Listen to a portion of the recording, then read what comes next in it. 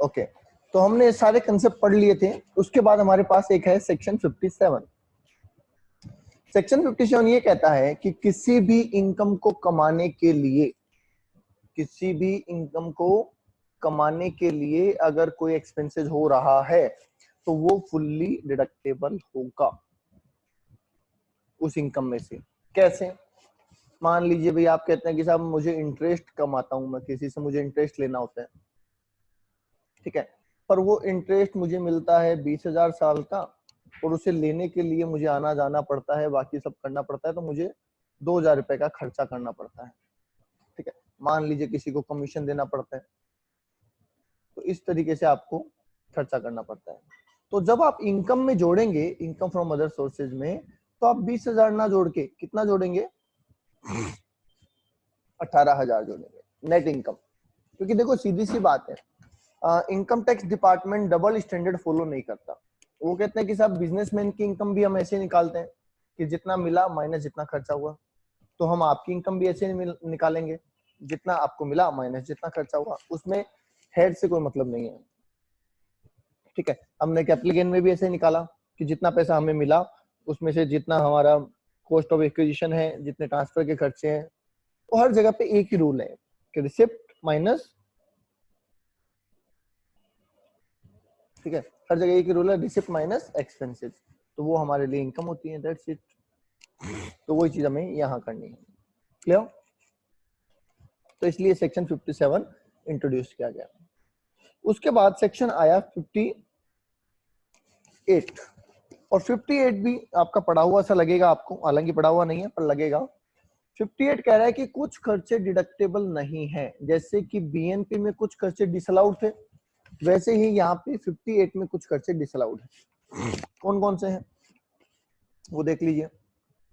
Personal expenses, personal expenses को allowed नहीं किया गया है, वहां पे भी नहीं करते थे, यहाँ पे भी नहीं किया गया है, जाहिर सी बात है, ठीक है।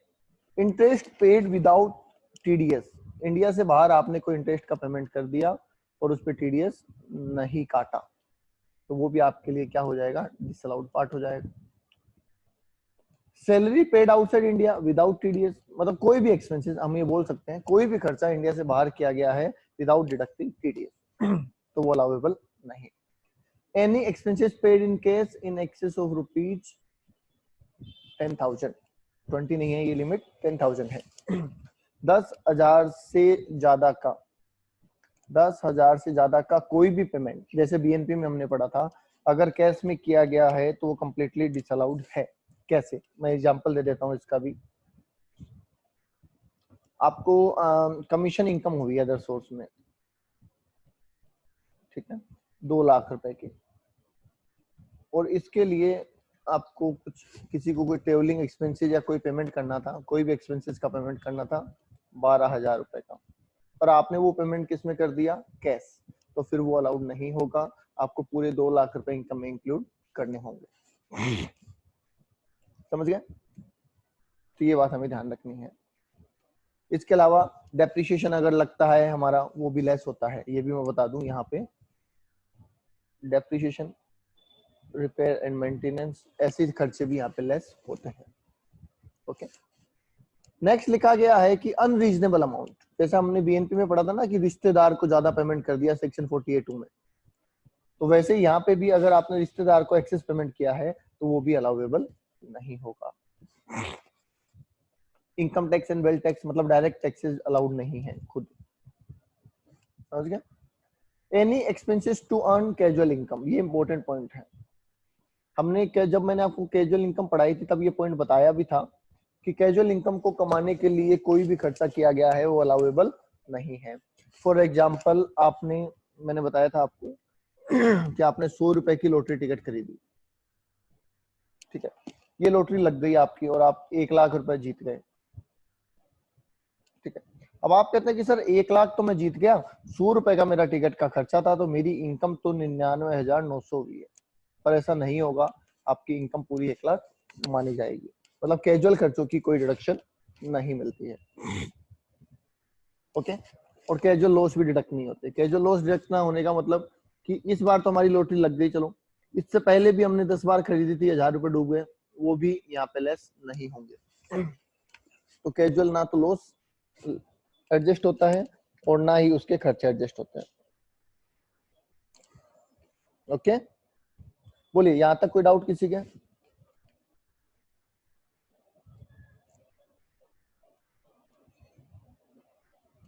यहां तक कोई डाउट?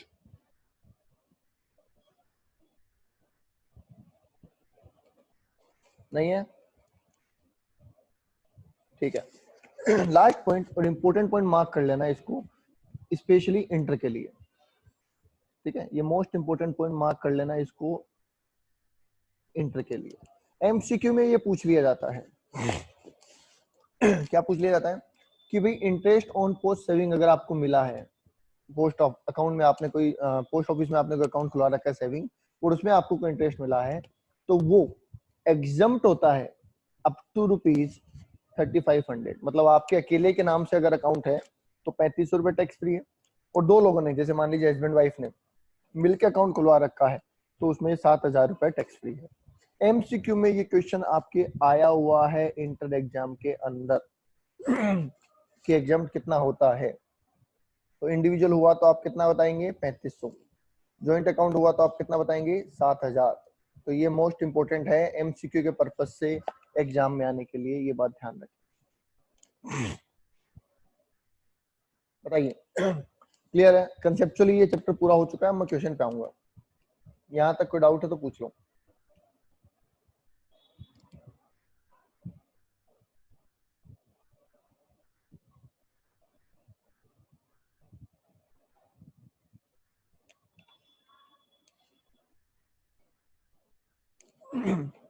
कंसेप्चुअली चैप्टर खत्म हो गया है ये। अभी मैं इसके क्वेश्चन कराऊंगा, कल नया चैप्टर स्टार्ट करेंगे। तो क्वेश्चन में कंसेप्ट में कोई डाउट है तो फटाफट पूछ लो, वरना फिर मैं क्वेश्चन पे चलता हूँ।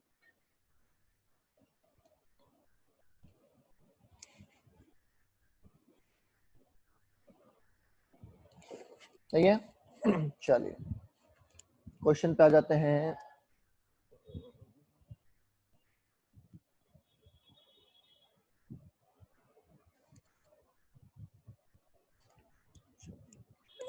दो क्वेश्चन तो आपको करने को दिए थे, किए हैं किसी ने? दो क्वेश्चन करने को दिए थे, कर लिए होंगे आई होप आपने। चलो फिर भी मैं बता देता हूँ, छोटा छोटा सा है, क्योंकि बहुत से लोग ऐसे हैं जिन्होंने नहीं भी किए होंगे, है ना? हाँ, हुआ नहीं। ठीक है, फर्स्ट कह रहा है कि सुंदर डाई हो गया 31 जुलाई 2019 को, जब वो सेंट्रल गवर्नमेंट के एम्प्लॉय थे। अब रूल के हिसाब से उनकी जो वाइफ है उनको पैसा मिला, जिसको हम नाम क्या दे रहे हैं? Family pension. ठीक है, क्या नाम दे रहे हैं? Family pension. कितनी मिल रही है? 10,000 per month. And DA is 40%। मतलब फैमिली पेंशन में दो चीजें मिल रही है, ध्यान रहे ये डीए अलग से नहीं होता है, ये फैमिली पेंशन का ही पार्ट है। 10,000 is for basic salary and 40%, that means 4,000 per month. तो टोटल इनको 14,000 पर मंथ की फैमिली पेंशन मिल रही है। ये बात ध्यान रखना, ये इसी का पार्ट है, आप अलग से कहीं डीए ले जाओ, क्योंकि ये एम्प्लॉय तो है नहीं कंपनी की, तो इसको डीए मिलेगा। इनको पेंशन ही मिल रही है पर उसके दो एलिमेंट है, सैलरी एंड डीए। ठीक है, तो इनको ये चीजें मिल रही है। अब मुझे ये बताइए कि इनको एग्जम्पशन कितनी मिलेगी?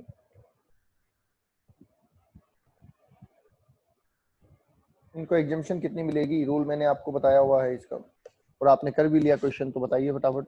15,000 एक आंसर आया, 15,000।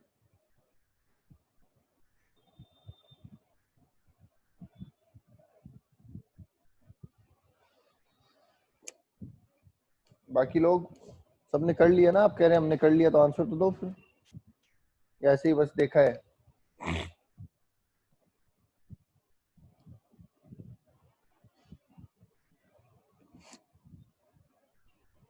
चलो टोटल पेंशन मिली कितनी ये बता दो। टोटल पेंशन कितनी मिली? 1,12,000 बता रहे हैं, सही है क्या? कई लोगों ने ये गलती हो सकता है कर दी हो, 1,20,000 ले लिया हो, तो वो गलती मत करना। हमें लेनी है फैमिली पेंशन। 14,000 मिल रही है और 8 महीने के लिए नहीं है, क्योंकि अगस्त से मिलेगी ना, जुलाई में डेथ हुई है तो 1,12,000 लेस कर देंगे हम एग्जाम 15,000 और 1/3 ऑफ पेंशन। 15,000 और 1/3, 1/3 कितना हो रहा है? 1/3 बता देना, 1,12,000 का 1/3 37,333। ठीक है, तो इन दोनों में से जो भी कम हो तो आप कहेंगे साहब 15,000 कम है, 15,000 कम है तो 15,000 की एग्जम्पशन दे दो, तो 97,000 टैक्सेबल हो जाएगा। लो जी, इतना सा क्वेश्चन था। ओके,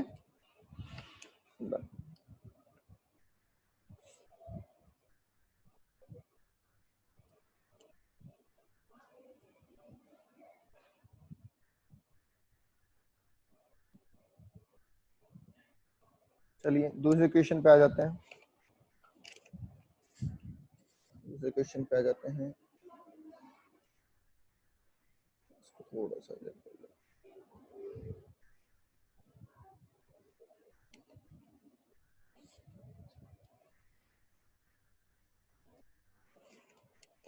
ये हो गया सबका?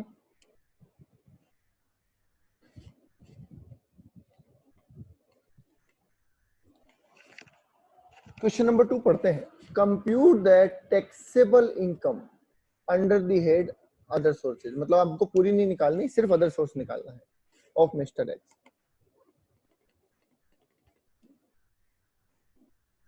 तो मिस्टर एक्स की अदर सोर्स की इनकम निकालनी है।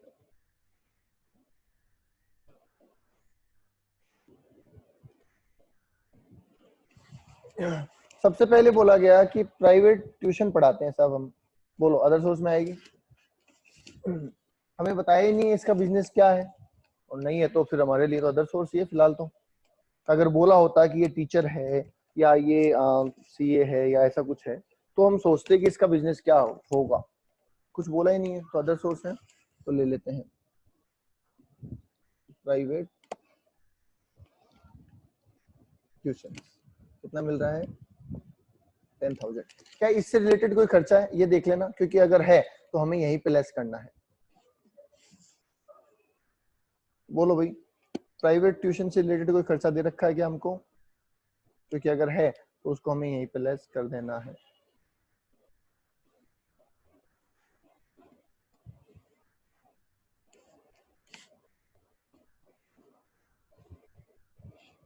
नहीं दे रखा? चल, उसके बाद बोला गया है winning from lottery other source का पार्ट है, बिल्कुल है। कितना है? 2,000 रुपए, तो ये 2,000 भी ऐड कर देते हैं हम। लॉटरी का कोई खर्चा कम करते नहीं है तो हमें देखना भी नहीं है, तो हमने ये ले लिया है और ये ले लिया है। एग्जाम में भी आप चाहो तो ऐसे हल्के फुल्के निशान मतलब अपनी पहचान कर सकते हो, ताकि ये रहे कि हमने कौन सी चीज ऐड कर ली है कौन सी नहीं कर ली है। अच्छा ठीक है, हमने इसको ग्रोसअप क्यों नहीं किया 2,000 को, ये बता दो एक बार। हमने 2,000 क्यों लिया, ग्रोसअप क्यों नहीं किया? कैजुअल इनकम को हमने ग्रोसअप क्यों नहीं किया है, वाई? जल्दी बोलो।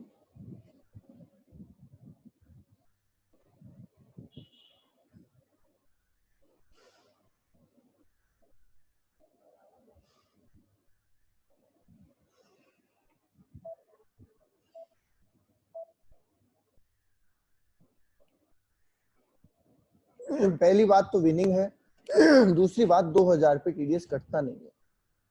ठीक है, 10,000 तक टीडीएस वैसे भी नहीं कटता है, तो रिसीव भी लिखा होता तो भी हम नहीं करते। ठीक है, केपीसी वाला ऑलरेडी हमें लिख के दे रखा है ग्रोस है, इसलिए हम ग्रोस अप नहीं कर रहे हैं, अदरवाइज हम ग्रोस करते। हरीश बेटा, अगर 2,000 रिसीव भी होता तो भी हम ग्रोस अप नहीं करते, क्योंकि 10,000 से नीचे के अमाउंट पे टीडीएस नहीं लगता है। ये बात ध्यान रखना। ओके, हाँ, लिमिट का विशेष महत्व है यहाँ पे।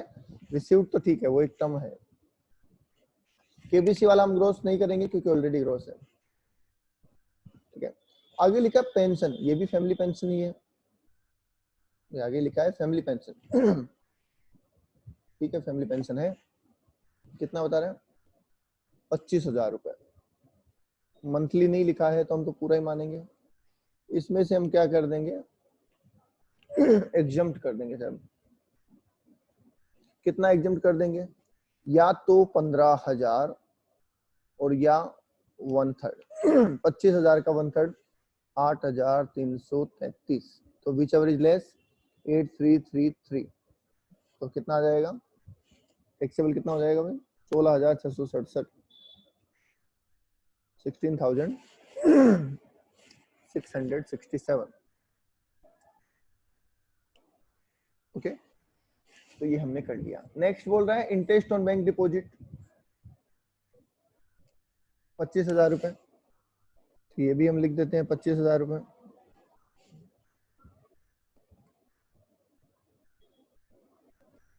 इसमें भी रिसीव नहीं लिखा है इसलिए हम ग्रोसअप नहीं कर रहे हैं। रिसीव लिखा होता तो हम ग्रोसअप करते हैं, ठीक है। नेक्स्ट हमें बोला गया डायरेक्टर फीस, तो वो भी ले लो। ये किसी कंपनी में डायरेक्टर है और उसकी फीस इसको यहाँ मिली है। हमने बोला था होल टाइम डायरेक्टर सैलरी में जाता है और बाकी डायरेक्टर को जो मिलता है वो अदर सोर्स में जाता है। तो यहाँ पे 5,000 रुपए आ जाएंगे। लेटिंग आउट ऑफ वैकेंट लैंड आती है क्या यहाँ पे? बिल्कुल आती है। अगर घर बना हुआ है, अगर घर बना हुआ है तब तो एचपी में जाएगा और अदरवाइज अदर सोर्स में आएगा। हमें दे रखा है, ये हमने ले लिया है और ये ले रहे हैं, इसका अमाउंट है हमारा 25,000 रुपए। तो ये लो जी 25,000 रुपए। यहाँ तक कोई डाउट? हाँ जी, यहाँ तक कोई डाउट है? ठीक है। नेक्स्ट बोल रहा है remuneration for checking the examination copy of employer. देखो यहाँ पे बड़ा ध्यान से समझना, एम्प्लॉयर के स्कूल की, इसका मतलब ये किसी स्कूल में पढ़ाता है और उस स्कूल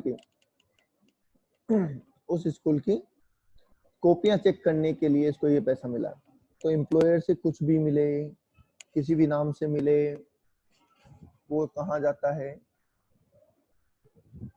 सैलरी में जाता है। ये आपको बताया हुआ है कि एम्प्लॉयर से कुछ भी मिले और किसी भी नाम से मिले, सब सैलरी में जाएगा। तो एम्प्लॉयर एम्प्लॉय रिलेशनशिप होने की वजह से ये वाले 10,000 रुपए सैलरी में चले जाएंगे।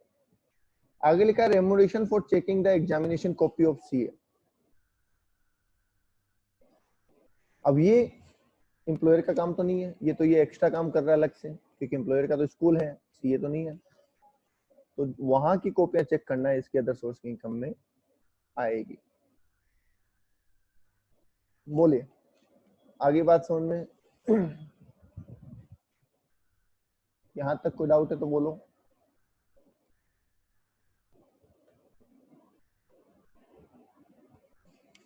हाँ जी, यहाँ तक कोई डाउट है तो बोलते रहो, साथ साथ चलते रहो। देखो बाद में कोई फायदा नहीं है मेरा करवाने का, फिर तो आप ही कर सकते थे। साथ चलोगे तो ही फायदा है।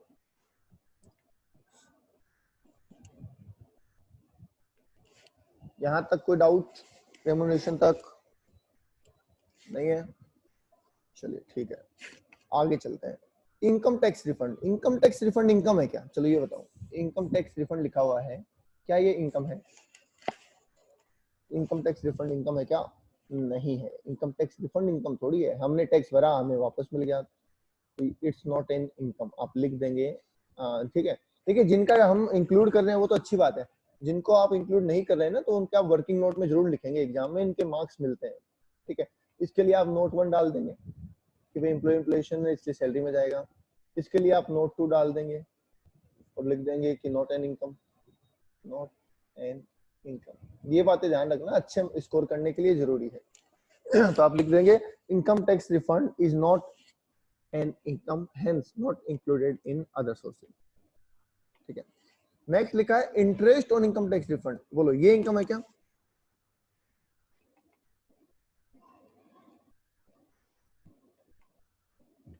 यस, ये इनकम है और ये आपको स्पेशली मैंने लिखवाया हुआ है नोट्स में जब बात हुई थी अपनी। तो आप इसमें कितने रुपए की इनकम है? 100 रुपए। 100 रुपए आप ऐड कर देंगे अपनी इनकम में। आगे लिखा है रेंट ऑन सब लेटिंग ऑफ हाउस प्रॉपर्टी। आपको बताया था कि लेटिंग आउट आता है एचपी में, पर सब रेटिंग आता है यहाँ, क्योंकि हम मालिक तो है नहीं, मालिक की इनकम ही एचपी में आती है सिर्फ।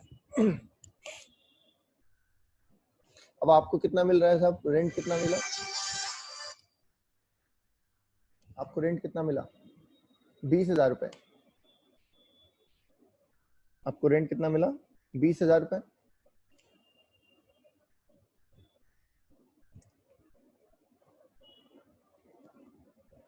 जिसमें से आपने कितना दे दिया,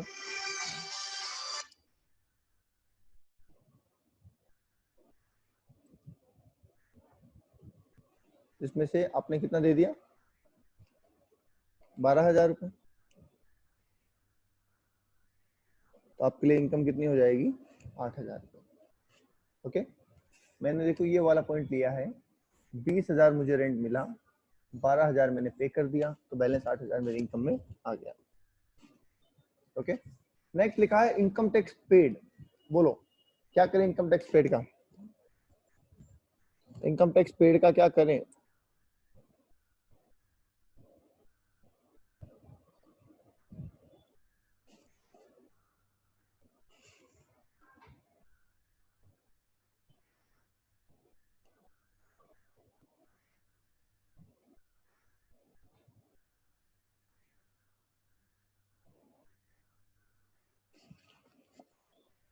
कंपोजिट वाला पॉइंट बताया ना, कंपोजिट वाला करेंगे तो कहाँ है, अच्छा रह गया क्या।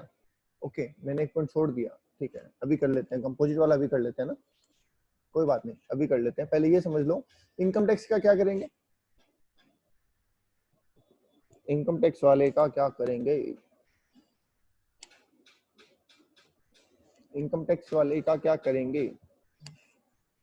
तो हम इनकम टैक्स का कुछ नहीं करेंगे, क्योंकि थोड़ी देर पहले ही बोला था कि इनकम टैक्स और वेल्थ टैक्स अलाउड नहीं है। ठीक है, चलिए वो ले लेते हैं वापस, कौन सा रह गया था, कंपोजिट रेंट।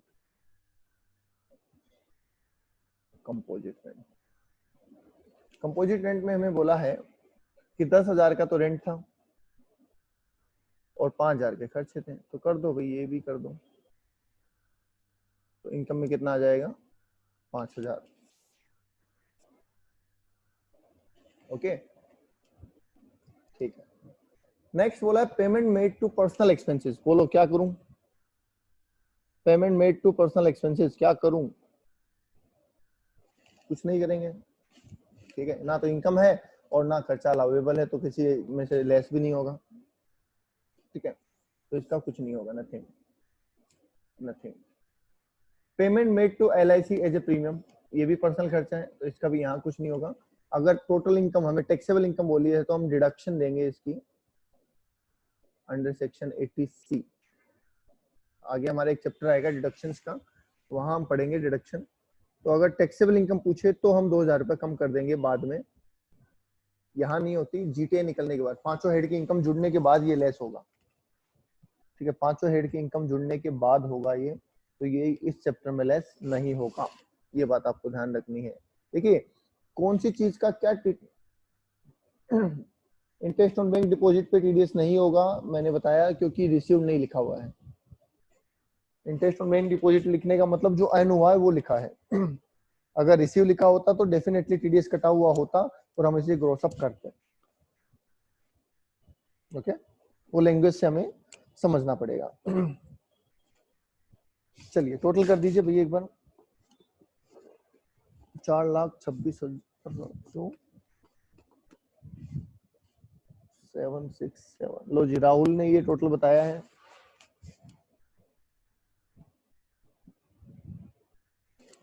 ठीक है, डिडक्शंस वाला मैं फिर बता दूं, ये जो LIC का प्रीमियम है ये पांचों हेड की इनकम निकलने के बाद जरूर लेस होता है, अभी इसका कुछ नहीं होगा अदर सोर्स में। हरीश, हरीश का नहीं हुआ था शायद, हरीश सिंगल, अब हो गया, तुम बोल रहे थे सेकंड नहीं हुआ, अभी हो गया।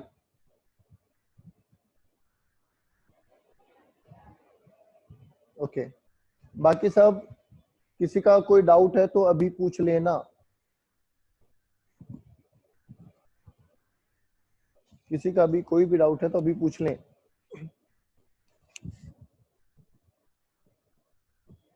ऐप पे नहीं, आज ऐप पे इसके मैं नोट्स भी डाल दूंगा और इसका क्वेश्चन बैंक भी डाल दूंगा।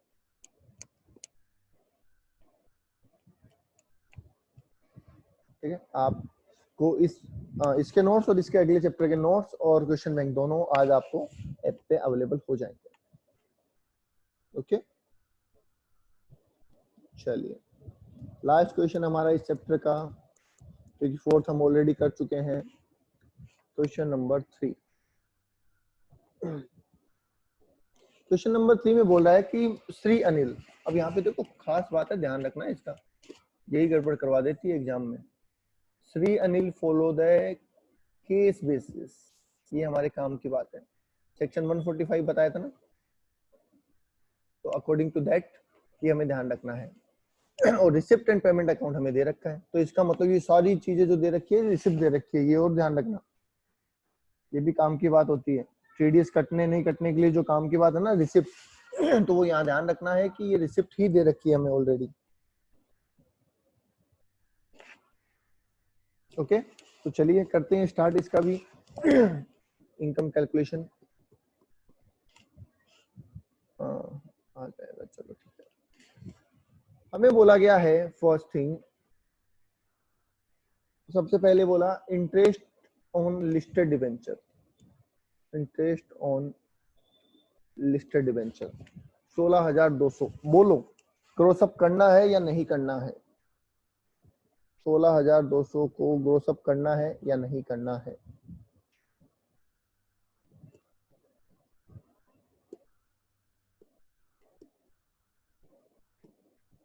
बिल्कुल करना है। वो करने के रीजन बता दूं, पहली बात तो हमें रिसिप्ट दे रखी है और दूसरी बात रिसिप्ट 10,000 से ज्यादा बैठ रही है, तो इसलिए हमें करना है। और करना है, अब आपको आप कहोगे सर हमें क्या पता टीडीएस रेट क्या है, तो वो अभी आपको नहीं पता है बेटा, वो मैं जब टीडीएस चैप्टर पढ़ेंगे तो ही पता चलेगा। फिलहाल मैं बता दूं इंटरेस्ट पे टीडीएस की रेट 10% होती है, वैसे मैंने नोट्स में बताया हुआ है। तो इसका मतलब हमें जो मिला होगा वो 90% मिला होगा, हमें 100% में कन्वर्ट करना है। तो ये आ जाएगा आई थिंक 18,000 होना चाहिए, चेक कर लो एक बार।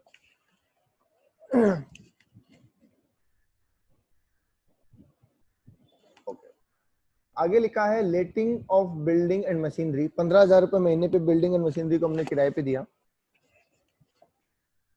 ठीक है, अब देखो ये तो बता दिया कि 15,000 पर मंथ पे दिया है, पर ये नहीं बताया कि कौन से महीने से दिया, मतलब जनवरी से दिया, फरवरी से दिया, अप्रैल से दिया।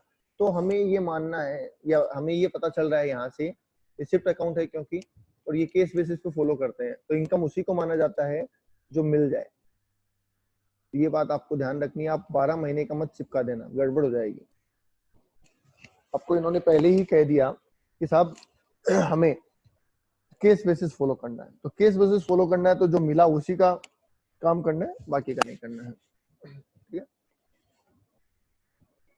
अब बताइए क्या क्या खर्चे लगे, ये भी बता रखे हैं, खर्चे कम कर देते हैं। कलेक्शन का खर्चा बता रखा है 1,000 रुपए, तो कलेक्शन के 1,000 रुपए हमारे लेस कर देते हैं।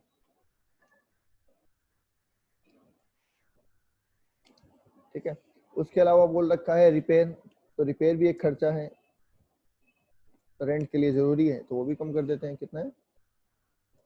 5,000 रुपए। बोलो कैपिटल रिपेयर्स कम करूं या नहीं करूं?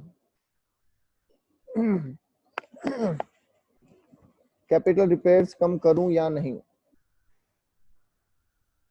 जो भी, हाँ जो भी मुझे लगता है ना जिसमें आप कंफ्यूज हो सकते हो, वो क्वेश्चन मैं आपसे पूछ के ही चलूंगा ताकि आपके कंसेप्ट क्लियर रहे।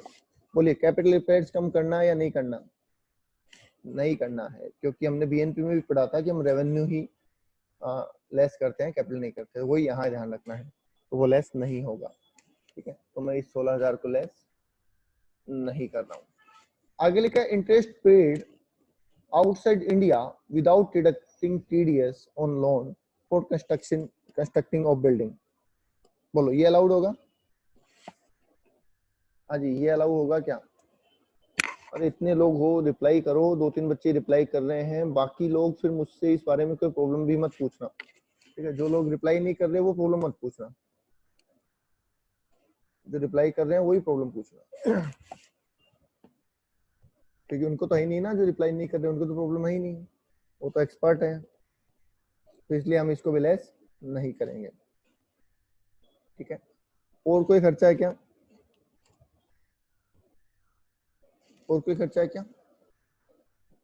नहीं, ये इनकम है, ये इनकम है। नीचे देखो, लास्ट में नीचे कुछ और खर्चा लिखा हुआ है। अलाउेबल डेप्रिसिएशन 4000 रुपए, वो हम लेस कर देंगे। ठीक है, एक यहाँ पे मैं इंपॉर्टेंट पॉइंट बोल देता हूँ। आप सबके माइंड में क्वेश्चन आ रहा होगा, या बाद में कभी आए या नहीं आए तो आना चाहिए। आप कहोगे सर डेप्रिसिएशन क्यों लेस करते हैं? डेप्रिसिएशन तो नॉन कैश आइटम है,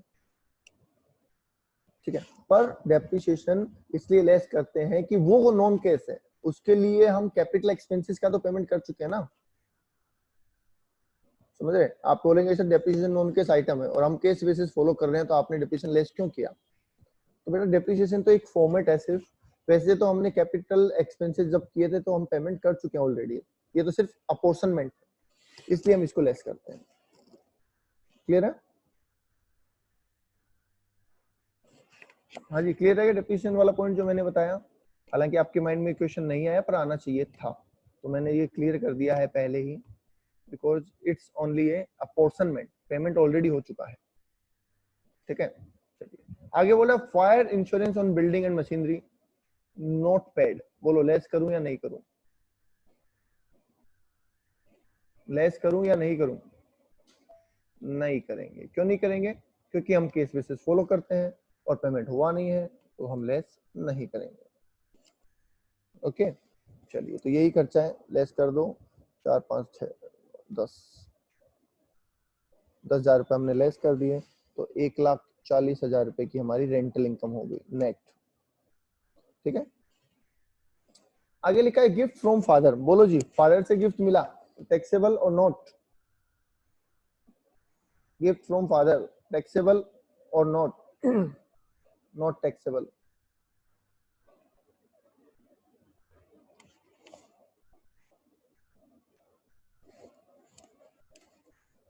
तो हम इसको ऐड नहीं करेंगे।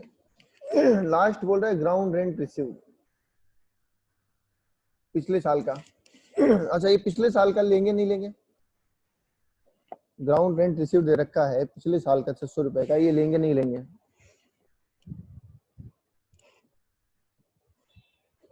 बिल्कुल लेंगे।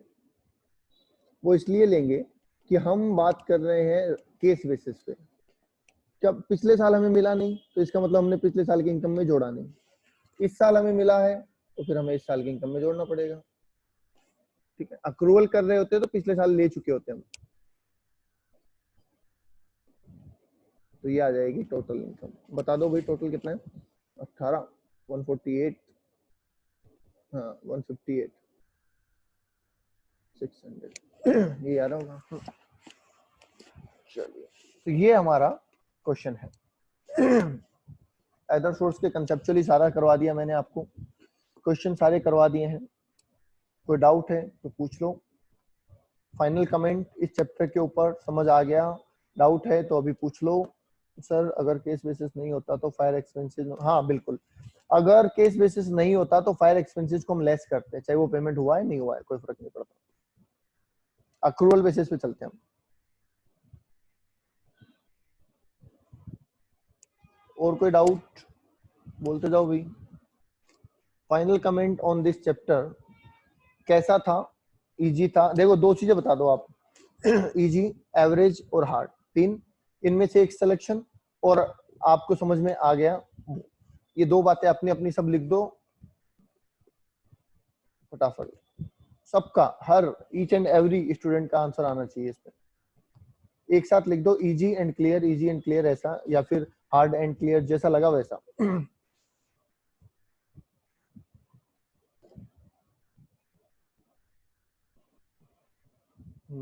ठीक है, अच्छा सबको इजी लगा।